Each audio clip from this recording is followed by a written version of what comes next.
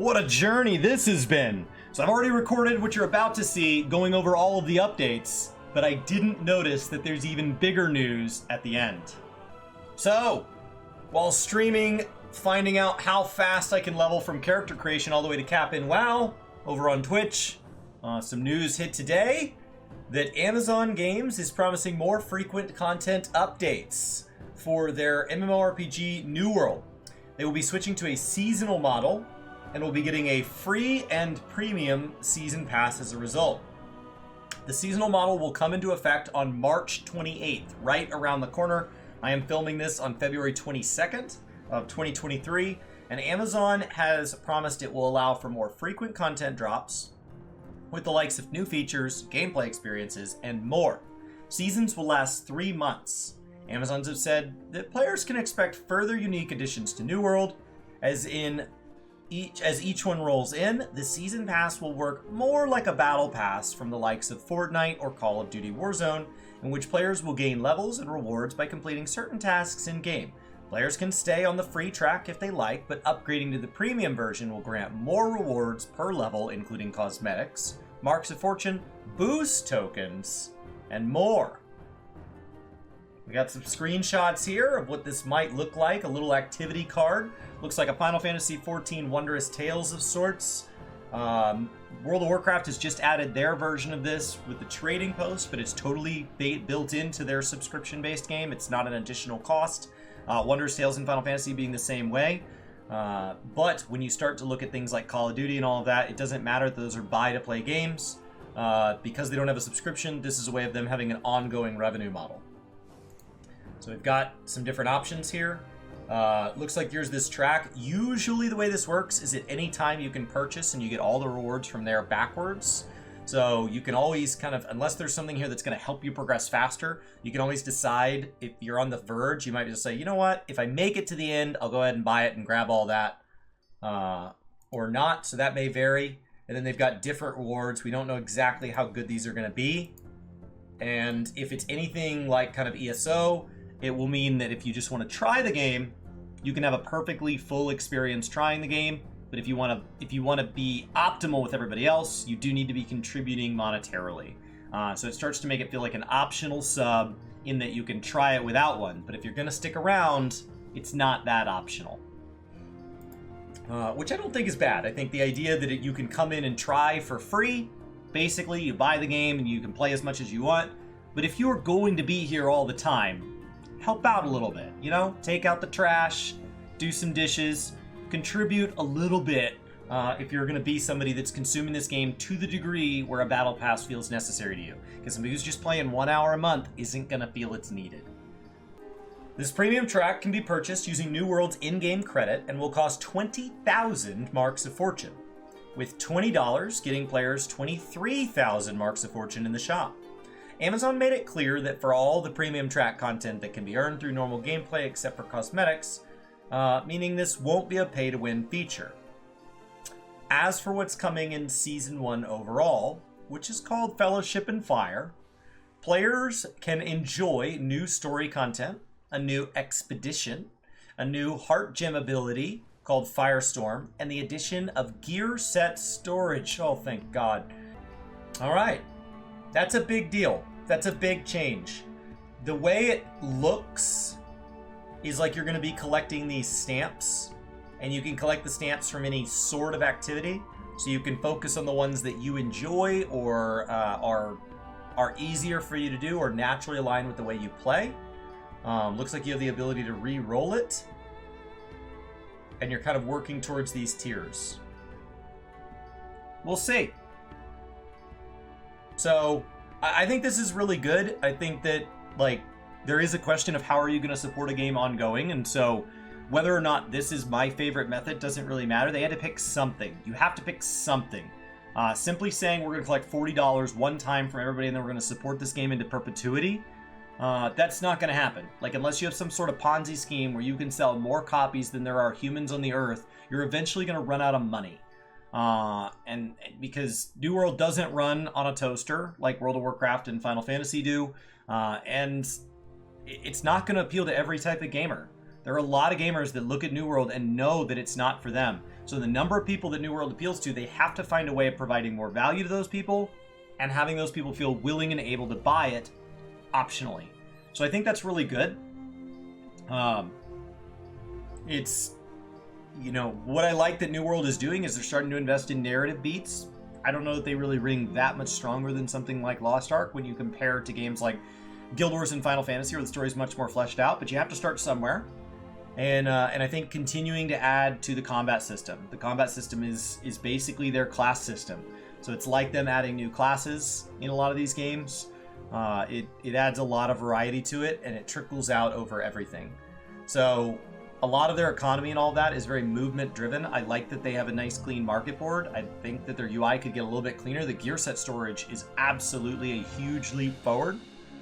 But yeah, I think this is good. I think it's a really easy game to put up and pick up and put down. So whatever makes New World able to be supported long term. I've been wondering how they're actually planning to make money because they have yet to show a method, and this answers that. So let's take a look at the full article. We've got some things in the top track here that are free, and then we've got things in the bottom track if you pay. Now, if it is like Call of Duty, the paid track also progresses faster. Players who reach level 25 will also have the option to purchase the premium track for additional rewards such as cosmetics, additional marks of fortune, boost tokens, and even more seasonal loot. Players can opt in at any point and will receive retroactive, so there's no reason to hop in day one unless the premium track grants something. You can just wait and see. That way, if you get busy over this 3-month period and you don't want to end up making it very far, it's no big deal. At the end of the season, any unearned unique seasonal rewards will be vaulted. Are they going to come back? The season journey, challenges, and activity cards all give players seasonal experience. Seasonal experience can also be gained through other activities like quests, faction missions, town projects, expedition bosses, outpost rush, 3v3s, and more. Pretty much anything, it seems. Anything that would grant you like standing or whatever. The season journey available to players level 25 and up. That has seemed so weird to me that they have tied so much of the game between, like, even their holiday events are locked away from newer players. Like, if you are not willing to level up to 25, they really don't want to hear from you. A lot of the seasonal events, if you're not willing to be level 50, it's not for you. Get out of here, scrub. Like, it's so weird to me that they lock that away. And then there's a seasonal mini game that further rewards players for daily play. This feels like a heavily daily based game, as opposed to World of Warcraft feels more and more weekly, in my opinion.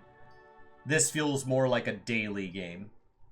Each stamp location features icons that correspond to a specific activity, like complete a mutated expedition.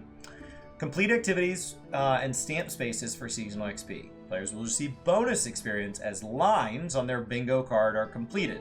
If the activities on your current stamp card aren't to your liking, you could re-roll them in exchange for Azaf, which is worthless, so go nuts. Completed stamps will remain, so it's literally like Wondrous Tales. And we've got a new mechanic where I can save gear sets. You'll now be able to save and switch between your favorite gear sets. Additional slots can be earned through the season pass or purchased with marks of fortune. Why are we switching to a seasonal model? Moving forward, our plan is to update New World on a predictable 3-month cadence. Through seasons, we will introduce more content and experiences for all players to play. What can I expect? Each season will last about 3 months, introduce new features and gameplay experiences, feature a unique season pass for players to earn impactful rewards through activity cards, challenges, and more, and include new limited-time premium track rewards like cosmetics. Isn't this just pay to win? All the non-cosmetic premium track rewards can also be earned through the free track and normal play.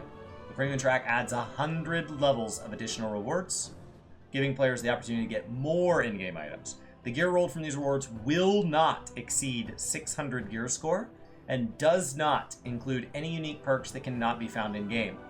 Premium track cosmetics do not provide any additional benefit. Now, the fact that it will not exceed 600 gear score, I do wonder, will it be able to exceed my gear score? So the way their gearing system works, it's a lot like a Destiny light grind. But basically, to sum it up, you want to find gear that's better than yours up to 600. And that rapidly causes yours to rise. You do it on a per slot basis. For the different weapon types, you have to level them up by weapon type. So the 2 that you have equipped reflect their levels, but if you find a weapon of a different type, you might see that level go up over there. And as their expertise goes up, that hits a soft cap of 600. And then there is an additional loot system that kicks in from 600 to 625 that this will not contribute towards. And that's meant to be that kind of super in-game grind, which is how Destiny feels like. We get you to cap, you've done a little bit of everything, you want to do the light grind, you can make it to a soft cap, and then for the people that want an easy excuse to take a break, that's the perfect place to do so. For the people that want to grind until their fingers bleed, we have an additional system available for you. What are boost tokens? Boost tokens are time-based catch-up mechanics that provide temporary quality of life conveniences. They do not affect stats or provide any advantage in combat. They are designed to help players who want to more quickly level up weapon mastery, trade skills, seasonal progression, and territory standing. Tokens are available to earn in-game through free and premium track of season passes, as well as for purchase through the in-game store. For example, the proficiency boost token increases gathering yield by 10% for 90 minutes. Yield? That's literally money. Provides a longer but lower percent than a powerful proficiency booster that can be crafted in-game. So you can get better from in-game, and it seems like what I would look for is I'd look for things that push experience and stuff, just generalized experience, even if they're tied to like gathering or finding or something like that, because that's what helps people who just get into the game and they feel overwhelmed with having to get to like 200 on all their crafts and 20 on all their weapons. Awesome. Well, I think that's a very good pairing. I think that puts them in a position to try to keep up with the fact that Destiny's coming online with new content. Guild Wars has plans for this year with new content. Those are both games that you feel like you buy in and then you really get to go crush. You know, Final Fantasy and World of Warcraft are subscription based, and so they kind of have a different problem to solve, but it's a lot of the same, like, why am I playing? Why not just take a break and play something where everything is new? Why would I keep playing your game after the newness wears off when I could go get a fresh dopamine hit from another game where every single moment in the moment-to-moment gameplay is new and exciting? And the moment that game gets boring, I'll move on to the next one, and the next one, and the next one, and the next one. Now the question is, do I feel like I can hop in and out? Is this like Path of Exile, where I have friends who play a season at a time? They know a season's coming, they put it on their calendar, they go hard, and then they skip for a couple seasons. Destiny feels like that seasonal game where you can skip an expansion. It's every year, and so once a year you can kind of decide if it's a good expansion for you, and it doesn't feel like a big deal to miss. Guild Wars is a game that feels incredibly easy to pick up and put down. And Final Fantasy and World of Warcraft are filled with catch-up mechanics that if you ever deactivate your sub, you can always reactivate it and hop right back in. So that's what they're competing with here. A buy-to-play game that does not update ends up being a God of War Elden Ring, where it's rejoiced, it's celebrated, people relish about it, but ultimately it doesn't continue to make money. The number of people who want to hop in and have not yet already hopped in continues to shrink over time. You have to find a way to continue to collect money unless you just want to start working on the next title, like the next God of War or the next Souls game or the next Assassin's Creed. But like, if you want to be a live service game, then you have to have service, and that costs money. So it'll be interesting to see if people think this is worth the cost. I think a lot of people buy in the first time. A lot of people bought into the Halo Season Pass, and then it's much harder to get those people to buy into future season passes when you screw them. So I think, you know, hopefully this first season is loaded with stuff, because this is the first time they've asked for money beyond the box price. And that burns a lot of trust if the first season is buggy, or the content is lackluster, or the card is really frustrating, or it pushes you into stuff you don't want to do for rewards you feel are necessary. You kind of get one shot at this, or you burn quite a bit of trust. So I wish them best of luck. I'm excited, I'm interested, and we'll see how it goes on March 28th. A few moments later. So, the February update here has a couple of other things that I missed when I went over all of that other news. There will be major PvP changes along the way, colored outlines for enemy AoEs in PvP modes, cross-world outpost rush scoring changes, PvP reward track updates, new 3v3 arenas map, and territory influence changes. There will also be significant combat changes every season for the purpose of balance, starting with equipment load balance in Season 1. Ideally, these changes make unique styles and off-meta builds more viable regardless of the game mode, We've also made the musket, hatchet, and greatsword less powerful in PvP modes. Conversely, the fire staff felt a little too weak, so we redesigned it. Our goal is to revamp one weapon per season. Check out our balance changes segment for the full breakdown. So, what I was told I missed is right here. If I click on this, there's a word here. So I read through that previous section, and you may have noticed it, but there's a little word here. So we've got our Season 1 and the name. Season 2, they've already got the name. Season 3 and 4, and they don't have the name. But I didn't really notice that this was 2 columns, not just because it's a lot of stuff, but because we're getting a new story, a new zone. Well, it's going to be a zone transformed. So maybe a rehash of an old zone. New expedition. Mounts. A new weapon, new heart rune, and gear score increase. So first of all, mounts is going to drastically and permanently change the way we transverse Eternum. Forever. For better or for worse, people have been asking for it, and once you get it, there is no undoing it. That's it. Second of all, I said over and over and over that we do not know if New World is a horizontal progression game or a vertical progression game.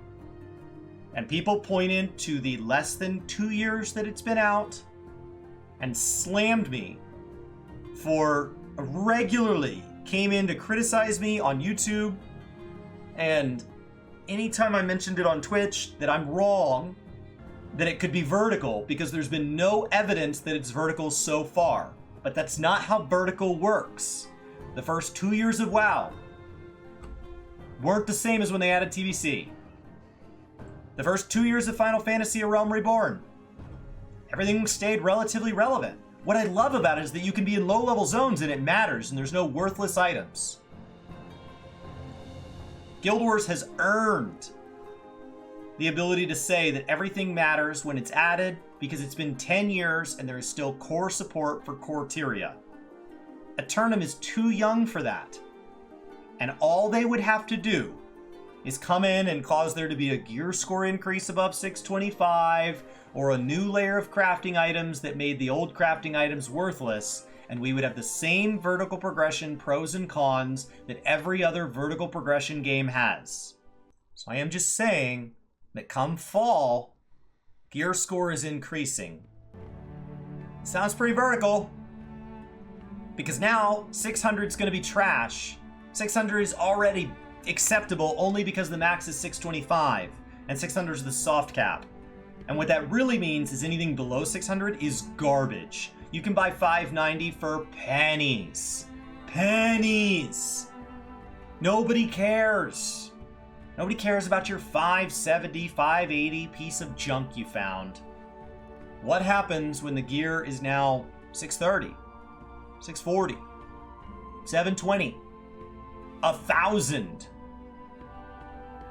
Vertical progression and mounts nullify previous content. Once you have mounts, any of you who have played Guild Wars World PvP, running in a world where some players have mounts and some players don't, you have to have a mount. If you do not have a War Claw, it's a problem. So if people are doing chest runs and they're mounted and you don't have a mount, get a mount. So these mark massive, massive changes for New World. Massive changes for New World. The reason people do gear score increases is it makes it very easy to see the reward in doing the newest content. So that will make things very, very exciting to go into the new zone and get whatever it has to offer. You know, it makes it very easy to balance the new crafting stuff, and you don't have to worry about veteran players having a stockpile because the new items aren't crafted with the old items. There are a lot of benefits to this, but this is now a vertical progression game as of fall 2023. And that's fine. And my only point before was that we don't know if it's vertical or horizontal. But now we know this will be a vertical progression game with features added that will completely, permanently change the game in a way that those are not something you can take back. You can't take back mounts in Guild Wars. They forever changed it, and the Sky Scale is the ultimate mount among mounts. There are a handful of ways it's not the best, but it is mostly the best. And in World of Warcraft and Final Fantasy, if you delay a player from flying in an area for even 10 minutes, they complain. 5 minutes, they complain. They just want to fly immediately. Once you give people mounts, there's no undoing it. So this marks a massive change for the game. And if it's done well, this will mark the ongoing ability to add and significantly manipulate the game and have a player base that will stick with you. So, they're putting it all on black, and they're spinning the wheel. Here we go. Fall 2023. So any of you interested in getting into the game, the time to be at max level. There will be lots to do in these first 3 seasons. The time to be at max level is going into the expansion. It's relatively fast. If you stay on the main story, it's relatively fast. So you have until fall to pay your $40 and hop in, where everything's still relevant. After that, you're going to want to join us in whatever that is. So, that's big. Gear set storage loadouts right here will be here March 28th. We're moving into cosmetic transmog in the summer. I love that they're calling it transmog. That sandworm's finally going to do something. We got a seasonal trial for 10 people. That'll be fun. The cross-world outpost rush is going to be huge. But my god. This fall. That's going to be massive. Cool. Well, best of luck. I like vertical progression games, so what I'm saying about them having cons, my #1 most played game is Final Fantasy XIV. My second most played game is World of Warcraft, as far as like what I play in a given year. So I like vertical progression games, so do not take anything I'm saying as like there's a problem with them. But it also means I'm incredibly aware of what they do well and where they do fall short. There are reasons that I like my time in Guild Wars a great deal. And that is because the weaknesses of vertical progression really expose themselves when you go live in a world that doesn't have them. So, I didn't really know which side to put New World on. When I play 4 MMOs, is New World siding with Guild Wars, or is New World siding with Final Fantasy and World of Warcraft? And I just couldn't make up my mind. It felt like, you know, what it really represented was a new game. Because unlike those other 3 games, it's not 10 years old. And that comes with its own set of pros and cons. You can make changes this big in a game this young. It also means that once you've done everything you want to do in New World, you kind of run out, as opposed to in the other games, people are like, have you gone back? So, cool. Well, that is going to change Gathering. That is going to change PvP. That is going to change all sorts of stuff. What a game changer. I wonder if they'll just be fast running. If they'll be bound to roads, if they'll have some rule system, if they'll move in a unique way like Guild Wars. If they'll only be usable in certain zones like dragon flying. If you'll have to do something to unlock them. Or to maintain them, or to use them. Lot up in the air. Lot up in the air. That is a single word that leaves a lot more questions than answers. Cool. Well,